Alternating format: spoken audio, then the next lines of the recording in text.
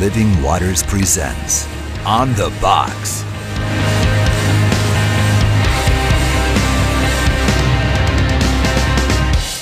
Good afternoon, everybody. Welcome to another edition of On the Box. Did you see that dissolve? That was a great dissolve. I was really looking for Brad's fingers, though, to give me the 5, 4, 3, 2, 1, and that didn't happen. But he forgot. That's okay. That's all right.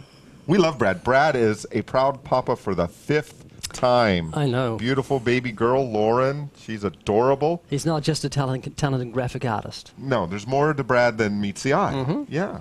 Actually, Kim did all the work, though, and still does. Right? You're just me. You want to move on already? Yeah, it's a little. I can say something about Brad. Okay, let's go to the areas. Brad lives Wow, more. you're bright today. Where'd your can go? Wow. Listen to me, brethren, as I speak to you. Wow. Hear my words. Whoa. All right, okay. What do you have to say about Brad? He lifts more weight than Tony does with kettlebells. My goodness. Well, that's good. Let's just move on. But that's not a boast. No, it wasn't. No. I'm very proud of Brad. We all should be proud of Brad, because Brad is one of the nicest guys we know, and we probably won't go to the foxhole again today. So, all right. Today's giveaway. Ready, Brad? All right, we're not going to go to the giveaway yet. Hang on, because there's a story behind the giveaway. So we're going to, sorry about that, Brad. We're going to pace ourselves a little bit. Okay. Ray, how was your day, man? You said you were on the phone with one of our favorite editors, yeah? My best editor. She's absolutely brilliant. And Yeah. we're working on Hitler, God, and the Bible, and she's wonderful. And some of us are actually going to get to see that documentary tomorrow in a meeting, huh? The documentary is called Hitler's Religion. She's working on the book part of She's that. working on Yeah. the book, but I don't think I've been as excited about anything as I am about this. Really? This 22-minute video. It's just leaving everything I've ever done standing. I mean that. It's got huge evangelistic potential. So needless to say, Mark Spence gets a lot of the credit for that. He's been slaving away for seems Mark like months, Spence day and night. Mark Spence did a brilliant job, but Eddie just got on and put music on it, and it's gone on steroids. I'm not Really? kidding. Yeah, I'm not going to ever sleep ever again in my life after this. I'm just so excited. Wow. Yeah. Does Sue know? Yeah, she knows. Okay. All right. Good. Okay. All right. Before we show you today's giveaway, and of course, if you want today's giveaway, email us at onthebox@livingwaters.com. Onthebox@livingwaters.com. Your full name, address. Oh! All right. That was just a tease. I like the way you got rid of that. Did you One see move that? of the hand. It's Yeah. like the angel of light that we saw at the beginning of the program. The lighting was off with Chad, and why he was so bright. I just have this natural forehead sheen that just. It's very nice. It's Okay. very nice. I was in the light. You were in darkness. Okay. All right, we received an email. We received lots of emails, obviously, from folks. Suggestions about show topics, about tension in the room, about everything, you name it. Mustaches. And I received this email this morning. I'm not going to mention the lady's name, and we're not going to make fun of the lady in any way, and I don't want her to be embarrassed. But this is what she wrote. I love the new track. Right away, I'm thinking, which one is she talking about? Because you pump tracks out almost as fast as you pump out books. And so there's something new in the warehouse every day. I love the new track, and I love all your Way of the Master DVDs and On the Box shows. Thank you so much for watching. I've watched every one of them. Any chance you can do the same track, the one she's referring to, but without the ugly dog on the front? That is a very distasteful picture and really ugly.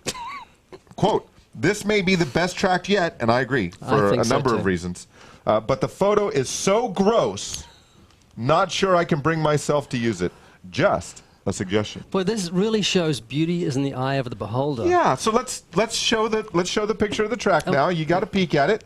It's called Thanks for Listening to Me. Now, that's a basset hound, okay? And its ears are extended to emphasize the fact that that adorable, baggy, floppy puppy there is listening to whatever is being said. God made that. Are you talking about the graphic right now? Yes. Well, yes. Not us. Like a joke. Get it? Like a joke. Like a joke. So she would like to bury that puppy, but No, it's great. I think it's wonderful. It's everyone says it's cute. Yes. Well, when I'm reading the email, I couldn't help but to think, did Ray take the picture of the puppy that we bury on the show and put that on a track? And I'm thinking, do we still have that picture? I don't know. The guys are scrambling for it right now. They're checking. They're looking. They're looking for it. Maybe they'll find it. What's that? Ugly dog. The ugly dog. Because we could show what an ugly dog. Yeah, because we talk about on the show sometimes burying a puppy, and so we had to find a terribly ugly dog to bury. And hopefully we'll see that in a moment. So as I'm reading this note, I'm thinking, oh, wow, did Ray go over the edge and put that on a track? No one is going to take that track. You know, and so I went to Sue. There it is. Yeah, that's the dog I was thinking of. Puppy. Now, if we put that on a track, Isn't that fitting? yeah, if we put that on a track, yeah, I wouldn't hand that track out either. You know, can you imagine handing that to a small child? Here, Johnny, here's a gospel track for you. Yeah. So I went to Sue and I said, Sue, that's my wife. Yes. Do we have a track now with a really ugly dog on the front? And she gave me a look like, it's you again, Tony. What? And then it dawned on her, no, we've got thanks for listening to me. It just came in yesterday. And the track, I think, is going to be huge. I think so, too. Because it's something that the people who follow the ministry have been clamoring for some time, and that is regarding the question of follow-up. And so on the back of the track, you have a synopsis of the gospel, not a full gospel presentation, and then some key points to save yourself some pain, and then a spot where you can put a website or a church label or something like that. Contact me if you want to Contact me if you want more information. And it's going to be an outstanding resource to give to people who come up to you after an open air. Hey, I've got some questions, or after a really good one-to-one, and the person seems open to the proclamation of the gospel. They're on sale now. I think they're $6 a pack. And it's a card. So and it's a very sturdy card. Yeah, it's not real flimsy. It'll Remember, last. the criteria for our tracks, we've learned this over the years, is if we like it, you'll like it, because we're of the same spirit. And because we did tracks that we thought were great, but we wouldn't use them, and they never got used. No one liked them. But this, I would use. Yeah. Absolutely. I will use all the time. If you don't like it, maybe you should start thinking about some things. No. I'm just kidding around. We're going to be nice. We're going to be nice. And we appreciate that kind of feedback. We really do. But like another joke. But with this one, we have to respectfully disagree that is a cute dog. That's a cute Basset Hound. All it is a dog with a high wind. That's all. A high wind? In a high wind. Oh, in a high wind? Yeah, the ears are blowing. Yeah. So he's not ugly. Can't help him. It's like some I mean, look at that face. Look at that face. Can you imagine saying you're ugly to that face? To just break that little guy's heart there, you know? What a cute little ugly dog. Right. So whether you think the dog is cute or ugly, it's going to be a really good resource, and we would hope that you would pick that up at livingwaters.com. All right. Truth is truth. We all believe that, right? If we point to something that is of a certain color, like that pink highlighter. Green. Well, we should agree that it's pink or a Tony shade sees of pink. things in pink. I see things in pink. But anyways, we want to share with you a video that we found on YouTube that is a great analogy for truth. Manuel. Oh, Manuel sent you this too? Yes, from France. So he sent it to me. Manuel from France. Yeah. All right. We get it from all different parts of the world. All right, let's take a look at the video. This is a red balloon. It's true, it's red. We all know our colors. The absolute truth is that this balloon is red. No, it's not. That's green. What? This right here is a green balloon. That is the prettiest yellow balloon. Yellow? This is red. Yeah, come over here. No, it's green. It's red! Yeah, I know, it's a red balloon. Hey, will you look at it from my point of view, please? What? Hey, nice blue balloon. It's green! Green? It's red. What? Why are you saying it's red when it's blue, huh? It's totally purple from here! Purple? Okay, you know what? Let's just settle this once and for all, okay? Where are you going? Hey, what color is this balloon? I only see in black and white. Okay. Hey, Mark, what color? There is no balloon. This is ridiculous! Hey, I know what the problem is. Look, my mom taught me that this was blue. But, then she said this is red and green, yellow, and on and on. Okay, I get that your mom taught you that was blue, but I mean, that's not the truth. Whoa, why are you talking bad about his mom? Yeah. I'm not. Listen, I respect your mother. Thank you. And the way she raised you. She taught you that was blue. Our moms taught us that it was red. That's the way it goes. I thought you said it was green. It is green.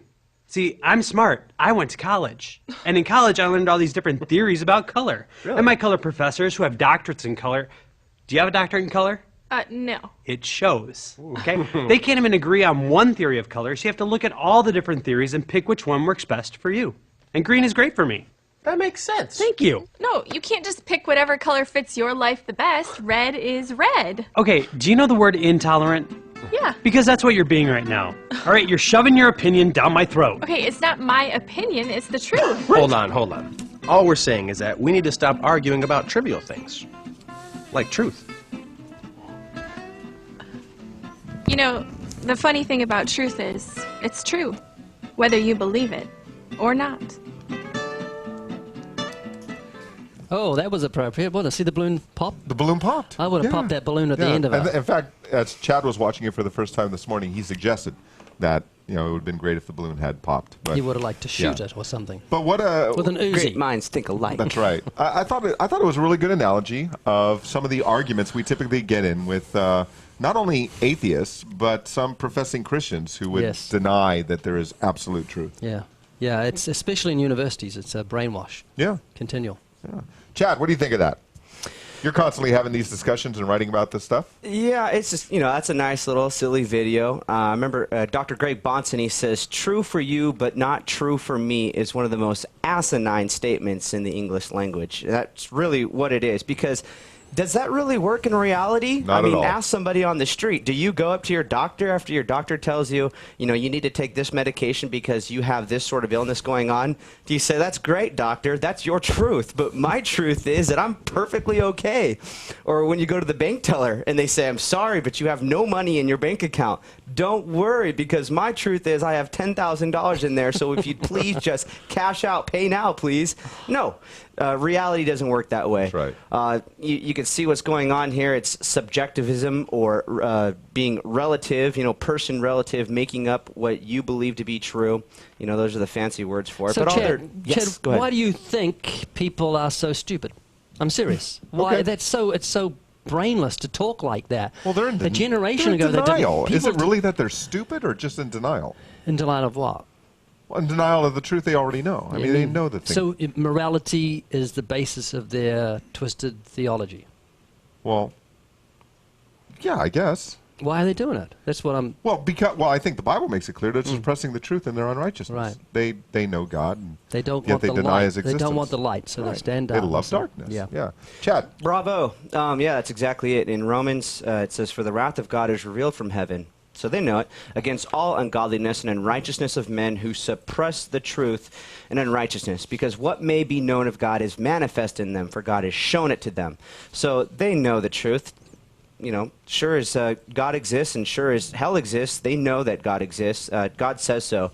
So when they deny that God exists, they're just doing it with their mouth. They might be able to fool you on the surface, but we have God's word otherwise, that they do know that God exists. And what ultimately happens is when they take this position that there is no such thing as God, they take the position of being a fool. And that's why it says, "The fool has said in his heart, there is no God." This isn't just some cheap shot sort of name calling going on, but this is exactly what happens. Right. When you deny that God exists, you have denied yourself the foundations for truth, for logic, for objective morality. And this is exactly what happened in one of my last interviews that I did with a fellow. That he said God doesn't exist, and then we start talking about morality, whether certain acts are right or wrong. He ultimately says that his moral opinion is of no more value. It's equivalent to that of a child molester's.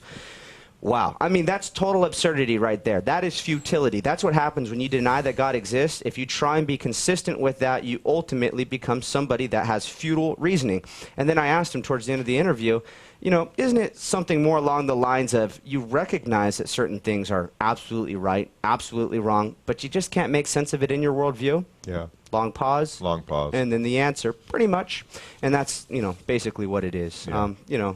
There's a lot there. People pour different meanings into words. That's what those people are doing with the different colors that they're saying. They're just using the same word, pouring a different meaning into it.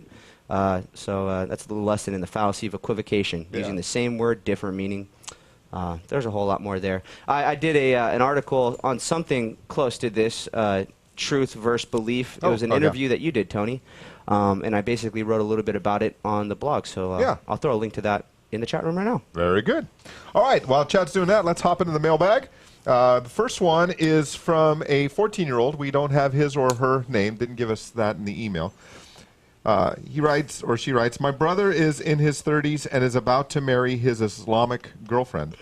He just converted to Islam to marry, but is not really serious about it. If his girlfriend's parents find out he isn't a Muslim, they won't let them marry or something. What do I do?" So what kind of counsel can we give to this 14-year-old? I would witness to the How old is he? The one who asked the question was 14. 14. And how old is the person who's going to marry this? Old enough to lady? marry, presumably. Yeah. You don't know with Islam. Don't know. Yeah, I would witness to the person really quick, because they can get themselves into a really scary situation with this. Yeah. Yeah. Oh, the brother, rather, he did say the brother is in his 30s. In his 30s. Yeah. So it's a 14-year-old witnessing to a 30-year-old, but Right. you can do it. Yeah. Share the law and the gospel with this person. Let him know that he's playing religion with a very dangerous religion, Yeah. depending on what type of I sect of agree. Islam the family is involved in. They will not at all appreciate someone pretending to be Islamic just to marry their daughter, I would say. Yeah, in some religious sects they cut you off, but in Islam they cut you out. Wow. Yeah. Chad, any thoughts on that one? Yeah, as soon as I saw this question, I had some scripture that immediately came to mind. It's Matthew chapter 10, so if the young boy is listening right now, I really think he ought to turn to this and take this to his brother. The immediate context of this is Jesus is talking to his disciples, but I think in principle there are things here for the little brother and for the older brother as well. So Jesus, here he is, he's talking to his disciples. He says, "Whatever I tell you in the dark, speak in the light, and what you hear in the ear, preach on the housetops." This young boy's feeling a certain amount of conviction. He wants to talk to his brother. So be bold about it. Go out, do it. Don't fear those. Jesus is telling his disciples, don't fear those who can kill the body, but cannot destroy the soul, but rather fear him who could destroy both soul and body in hell. So listen to that. The fear of the Lord is the beginning of wisdom. And then here's something here too. I don't know if his brother confesses to be a believer, because he says he's kind of doing it, whatever, on the down low, kind of paraphrasing here, but he's saying that he's going to convert to Islam. And if he's doing this in front of men, Jesus sort of says it for you. Yeah. He says, "Whoever confesses me before men, him I'll confess before my Father who's in heaven. But whoever denies me before men," and this is what this guy is doing. Yeah. If he puts on the name of Islam, labels himself that way, he's denying Jesus Christ before men. Denying the And one so, true God. Yeah, these are some hard words coming directly from Jesus. So maybe little brother needs to take this to big brother and point this out to him. If you deny Jesus Christ before men, he's going to deny you before the Father in heaven. And there's so much more there too. Yeah. He says, "Do not think that I came to bring peace on earth. I did not come to bring peace, But but a sword." And that sword is the gospel. It's the gospel truth, and All here right, it is. so It's happening one of in the your keys own to open air is household having right a now. flip chart. There it is. Looks like we're That's right. There it is. video. That's the Islam happening in your own household right now. That was powerful. But this is going on in your own household right now. And in principle, again, you see this. Jesus is saying, "For I've come to set a man against his father, a daughter against her mother, a daughter-in-law against her mother-in-law, and a man's enemies will be those of his own household." This is brother against brother right now. Truth matters. The gospel truth matters more than anything else, and it will be one of those things that even divides a household. So listen to what you hear in the ear, that conviction that you feel, to go share with your brother. Warn him of the ground, the territory that he's stepping on when he's denying Jesus Christ before men. Hard sayings from Jesus. And then Jesus, at the very end of it all, he basically says, "He who finds his life here will lose it." If this guy wants to find his life here in the now with this fiance of his, he loses it. But he who loses his life for his sake, he'll find it. Right. So he needs to take up his own cross and follow after the Lord. And one other thing to remember too, just remember, your older brother is considerably older than you, old enough really to be your father. 1 Peter 3:15 makes it clear that we should bring truth to people with gentleness and respect. So make sure you do that when you're sharing the truth with your brother. And let us know how it goes. Email us again if and when you talk to your brother. We would very much like to hear how that goes. All right? Yeah. Anything else, Ray? No, that sounds good. Okay. This one's from Will. I was wondering how you start a conversation using the IQ test cards. I just ordered some tracks, including the optical illusion with 3 triangles.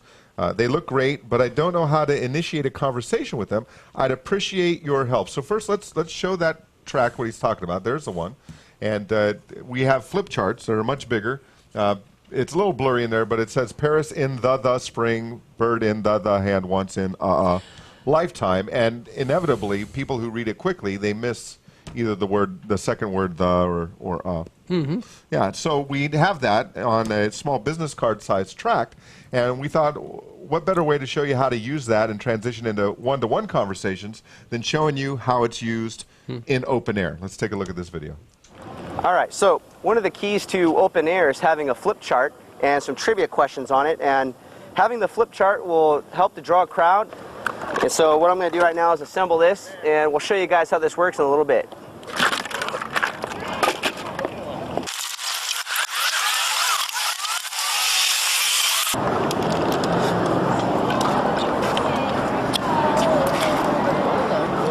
well off. All right, Terry, now, check it out. Nobody helped Terry out during the IQ test. If you help Terry out, you're going to taint him. He's not going to win the money if he starts taking answers from people in the crowd. So you ready, Terry? Ready. Here we go. Read the first triangle very fast. Hares in the spring. Next. Bird in the hand. Great, and? Once in a lifetime. Next question. How many animals of each kind did Moses take on the ark? 2. What is the name of the raised print that deaf people read? Braille. Is it possible to end a sentence with the word the, do you think? Yes. Spell the word shop. S-H-O-P. What do you do when you come to a green light? Stop. Spell the word silk. S-I-L-K. What do cows drink? Milk. All right, how many of those do you think you got right? Terry? Hang on. Cool down. Chill out. How many of those do you think you got right, Terry? All but the at the end of the sentence. You want to change your answer for the at the end of the sentence? No, I don't think you can. Is it possible to end a sentence with the word the? No. I'll give you a chance. Is that your final? Yes, so that's your final answer? Yeah. All right, now that you changed your answer for that one, you got none of them right. That was the only one that you had right. Now let's go back. Terry, check it out. I need the last one. Let's swing that camera around and point it on out. Folks, you can go ahead and help out now. Terry, the first one is read pears. Read it. In. Next. The. And. The spring. Oh, you got it? Bird in the hand, once in the hell out there. All right, folks, now you can help Terry out. The next question. How many animals of each kind did Moses take on the ark? You said 2. What is the correct answer? None. That's right, none. Because it wasn't Moses, it was Noah. Right. What is the name of the raised print that deaf people use? Right. You said? Blind people. You ladies say? Blind people. Yeah, they don't. Deaf people don't need that. It's the blind people that use Braille, not deaf people. Is it possible to end a sentence with the word the? You're like, yeah. And I was like, dang, you got that one right. But then you changed your mind. You say no. But it's right there. Ended. The. Spell the word shop. What do you do when you come to a green light? You said stop. Oh, you no. go. Spell the word soap. What do cows drink? You Water, said milk. water. They make milk. That's right. They drink water. They make milk. All right, Terry, don't fret. We tested your IQ. Now we're going to test your morality. See if you're a good guy. First question. If you could estimate how many lies you've told in your life, Terry, roughly how many lies have you told? All right, so Ray, 37. the video showed how to actually use that tract in either an open air or a one-to-one. But as we're looking at the question, he might be asking, well, how do I walk up to somebody with this tract and start a conversation? So if you're a shy person, just go up to someone and say, hi, how you doing? You want to test your IQ. That's all you have to do. And most people are interested in IQs, especially young people that run around malls, around places, in groups and packs because they're bored. And so something like that can be fun for them. I've used it literally thousands of times, and almost everyone grabs it and gives it a try. So you can do it. Let's go across the chat. I just thought of something, too. When you're taking somebody through the IQ test and they get the first one wrong, don't let them know they got it wrong right away. Right. Let them go through it all and then go back and cover it. Because if you let them know they got it wrong right away on the first one, then they're on their toes. They're on the edge, and they're like, okay, there's something to this. And they take a lot of time to answer, and, they get more right that way. All right. All right. Now, this is a I was hoping we'd be able to get to this question. Very, very, very important question. It's an old question from the chat room. Is a mustache required for effective open-air preaching? Are you making this up? No, sir. And we want to do our very best. Getting real dark there. Sorry, and we want to do our very, very best to answer all evangelism questions. So, Ray, what do you think? Yeah, the mustache filters the word. Is it required? Yes, it filters the word as it comes out. That's what I think. Really? Oh, yes. Yeah. Well, you know why I got a mustache? Why, Ray? My nose is so important it had to be underlined. That's why. Wow. Now, I find my mustache very, very helpful in open-air settings. It serves somewhat as a shield, a barrier. A buffer. A buffer Someone comes for the to spit zone. It actually shortens my personal spit zone. I don't get the 8 to 10 feet like some other evangelists. That's a disgusting thought. I thought you meant it as a buffer. If a heckler came up to hit you, they couldn't reach you because of the hedge. It just slides right off. Yes. Yeah. Chad, you're trying to grow a mustache. Oh,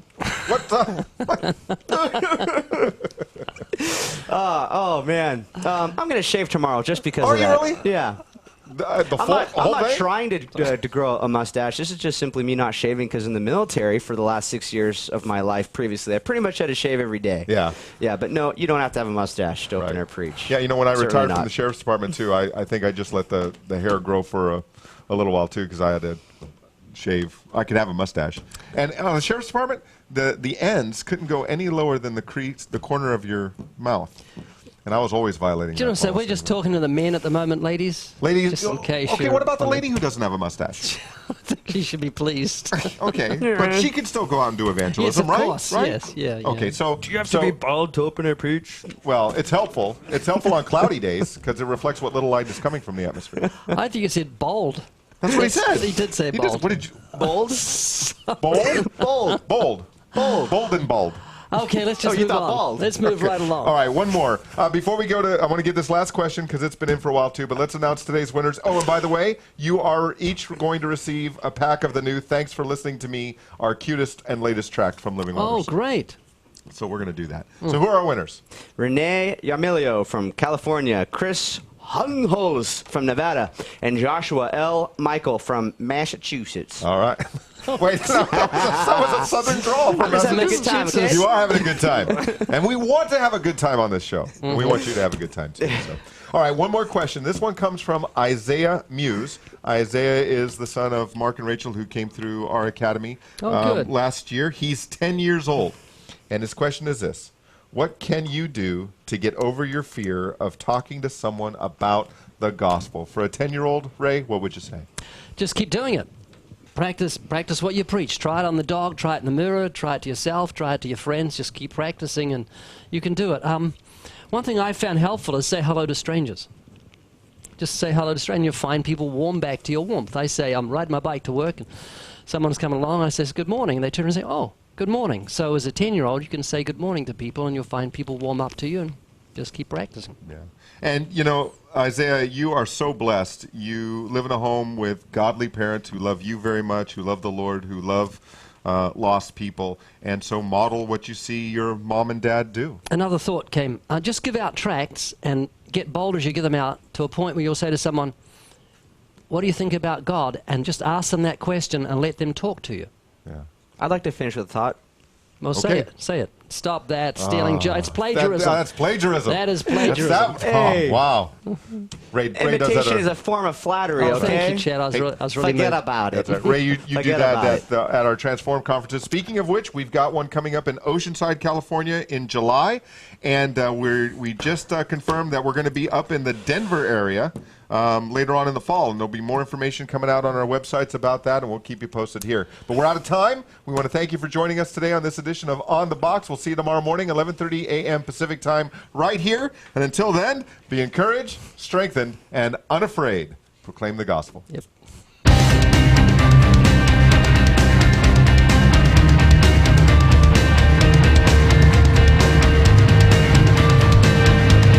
You're full of it!